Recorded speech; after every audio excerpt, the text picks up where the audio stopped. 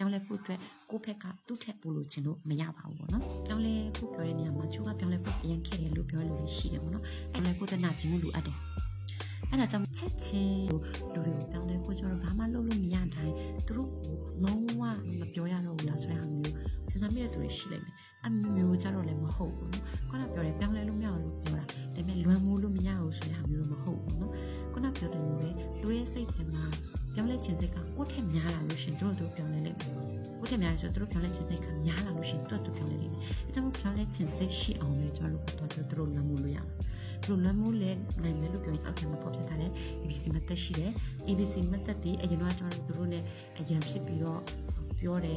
ရဖြစ်ပြီးတော့အဲ့ဒီကိစ္စနဲ့လောက်ရမှာငါနေ့ကောင်ချိုတက်လောက်ပြောနေရဆိုတဲ့ဟာမျိုးတွေနဲ့ကျွန်တော်မြင်နေရတွေ့နေတဲ့ကိစ္စမျိုးရှိနေတယ်အဲ့ဒီမှာကျွန်တော်ကပထမဆုံးစင်ပြီးကိုလောက်ခဲ့ကိုပြောခဲ့တဲ့ဟာရောကိုတောင်းပန်ပြီးတော့အခန့်တမ်းမရှိဘူးကိုမေးမယ်ပေါ့နော်ငါနေ့ကိုဒီလိုမျိုးတော့အပိခဲ့တဲ့အတွက်ကြောင့်လို့တောင်းပန်ပါတယ်ပြီးတော့အခုချိန်ကြီးကဘယ်လိုရှိလဲပေါ့နော်အခုချိန်ကြီးကဂျမင်းနဲ့ပတ်သက်ပြီးဘယ်လိုခံစားနေရလဲဆိုတဲ့ဟာမျိုးမဟုတ်တာခိုင်းစီခြင်းတူတရားကျွန်တော်တို့ပြောလို့ရတယ်အခုချိန်ကြီးကိုဘယ်လိုမြင်လာလဲပေါ့နော်ဒီအခန့်တမ်းမရှိတဲ့မျိုးကိုလည်းမေးပေါ့နော်မေးတဲ့ချိန်မှာကျွန်တော်သိချဖို့လိုတာကျွန်တော်ရဲ့အသုံးနှုန်းတွေသူတို့တကယ်သူတို့ဖက်မှာရှိပါတယ်ဆိုတဲ့ဟာမျိုးကိုကျွန်တော်တို့ပြဖို့လိုတယ်။အဲ့တော့အခုလို့ဆက်သူတို့ဘယ်လိုမျိုးခံစားရလဲဆိုတဲ့ဟာမျိုးကျွန်တော်နားထောင်ပေးဖို့လိုတယ်ပေါ့နော်။သူတို့ရဲ့အခက်အခဲသူတို့တောင်းလဲရမှတော့တည်တယ်ဘာလို့မပြောင်းလဲတည်ဘူးလဲဆိုတဲ့အချက်တွေကိုကျွန်တော်သိစိတ်ရှိနေကျွန်တော်နားထောင်တဲ့ဟာမျိုးလုပ်ဖို့လိုတယ်ပေါ့နော်။ဒီအချက်မှာဆိုင်ရေးဆရာကပါတော့ဒီကထားပြီးတော့တတိပေးတယ်လို့ပြောရင်အချိန်ကိုတည်တတ်ရွေးပြီးတော့အဲ့လိုလုပ်ပါပေါ့နော်။ဒီချက်ကိုလုပ်ပါမဟုတ်ဆိုရင်ကျွန်တော်တဝက်တစ်ပြည့်နဲ့သူတို့ပြောနေကျွန်တော်သိပြီးတော့နားထောင်ပေးနိုင်တဲ့ဟာမျိုးကိုလုပ်ပါလိမ့်ပေါ့နော်အဲ့ဒါတော့ပို့ပြီးဆိုသွားစေနိုင်တယ်အဲကြောင့်ကျွန်တော်တောင်းပန်ပြီးတော့သူတို့ကန်တမရှင်မျိုးကိုလည်းအဲ့ဒီပုံမှာကျွန်တော်တကယ်သူတို့နားထောင်ပေးပေါ့နော်အဲ့ဒါလေးကျွန်တော်ပထမဆုံးအချက်အနေနဲ့လုပ်လို့ရတယ်နောက်ချက်ကကျွန်တော်အဝေကနေခက်လန်းလန်းနေပြီးတော့စောင့်ကြည့်ပြီးပေါ့ပြောချင်တာကဒီသူတို့အဲ့ဒါဒီလိုမျိုးဖြစ်ဖြစ်ရှိတယ်ဆိုတော့သူတို့ပြောရဆိုတော့ဒီလိုလုပ်ရမယ်ဆိုတဲ့ဟာမျိုးထည့်ပေါ့နော်ကျွန်တော်အဝေကနေပဲမပြောတော့ဘူးသူတို့ကိုတိတ်လေးပြီးနေပြီးတော့သူတို့စဉ်းစားချိန်ပေးလိုက်ပေါ့ပြောချင်တာသူတို့ဖက်ကနေနံပါတ် A မှာသူတို့ဖက်ကနေကိုခံစားရတယ်ကိုစဉ်းစားထားတဲ့အတိုင်းသူတို့ခံစားရမယ်ကိုစဉ်းစားထားတဲ့အဖြစ်ကိုသူဖြေရမယ်ဆိုတဲ့သူတို့စိတ်ထဲမှာဘယ်လိုမျိုးစဉ်းစားထားလဲပေါ့နော်။လည်းခုလိုအဲ့တဲ့အကြောင်းနဲ့ပတ်သက်သူတို့ကလို့စဉ်းစားတာကျွန်တော်သိအောင်ပဲ။ကျွန်တော်ပြီးကျွန်တော်ခက်လန်းလန်းနေပြီ။သူတို့ကိုမပြီးတော့သူတို့လုပ်တဲ့အရာကိုကျွန်တော်တိုင်းနဲ့ကြည့်အဝေးကနေခက်လန်းလန်းဆောက်ပြီးကြည့်ပြီးမယ်။နောက်တစ်ခုကကျွန်တော်ဒီဟိုတိုင်းတိုးတက်ပြီးတော့ပျော်ရွှင်ပြပါမယ်နော်သူတို့ဘာလဲလောက်ချစ်စိတ်ရှင်ကျွန်တော်လုပ်လို့ရပြောချင်တာဝေးချဖို့အတွက်လေ့ကျင့်ခန်းလုပ်ရမယ်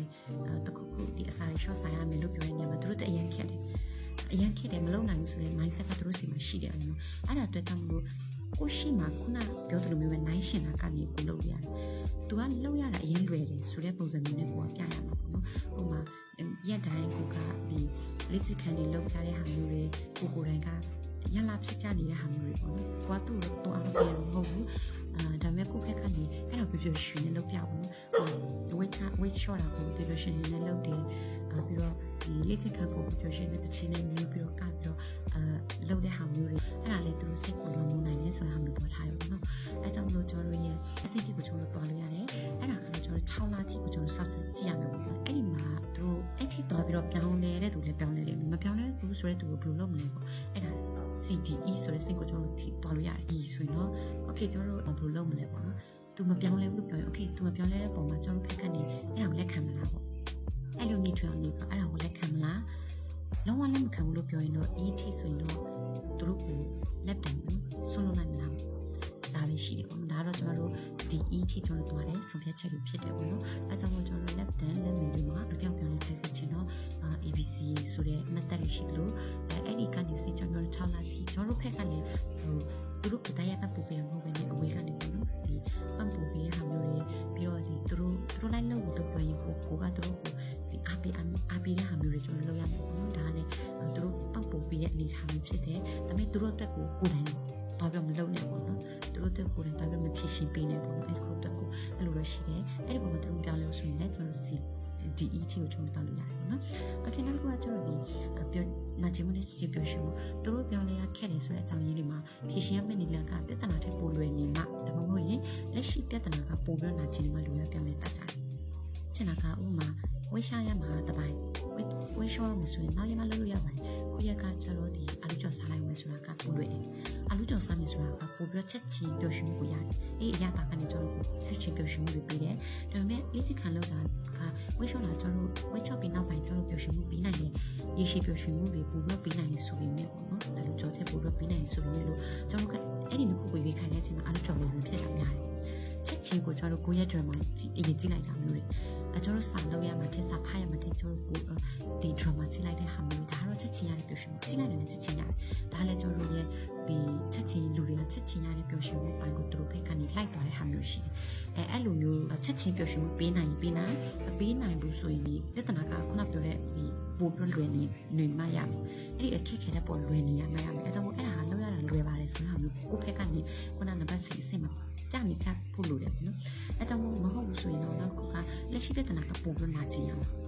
ဝယ်မလျှော့တာကစီချိုဖြစ်နေတယ်ဆိုရဟာမျိုးပေါ့နော်အဲ့ဒီဟာဒီပေါ်အခြေခံပြီးအရင်ဒီနာကျင်နေရတယ်ဆိုရဟာမျိုးကလူတွေကပြောင်းနေတတ်တယ်ဆိုရဟာမျိုးပေါ့နော်အဲကြောင့်မို့ရေရှည်အောင်မြင်ဖို့ချက်ချင်းအပြောကိုကျွန်တော်ပင်နေနိုင်ရတယ်ကိုကဒီရေရှည်အောင်မြင်ခြင်းလို့ပြောရင်တော့ချက်ချင်းကိုပြောရှင်းခြင်းတဲ့ဟာကိုတော့ပင်နေရမယ်ဥပမာမို့စားရင်းချက်ချင်းပြောနေရေရှည် weight short ရေရှည်မှာတော့ weight တဲ့ပတ်စံကုန်တယ်ပေါ့နော်။မဲလစ်ချက်ကလို့ကနာကျင်နေမဲရေရှည်သက်စဉ်းစားပြောကျွန်တော်အဲ့ဒီနာကျင်မှုကိုကျွန်တော်ခဏခဏခွဲတက်ဖို့လို့ခွဲထုတ်ဖို့လို့အဲ့ဒီ okay ကိုရနာတဲ့ဒါနဲ့နောက်ပိုင်းဆိုရင်ဆိုရဲဒီ future ကိုကျွန်တော်စဉ်းစားပြောကျွန်တော်လုပ်တက်ဖို့လို့တယ်ပေါ့နော်။ okay နောက်တစ်ခုကကျတော့ဒ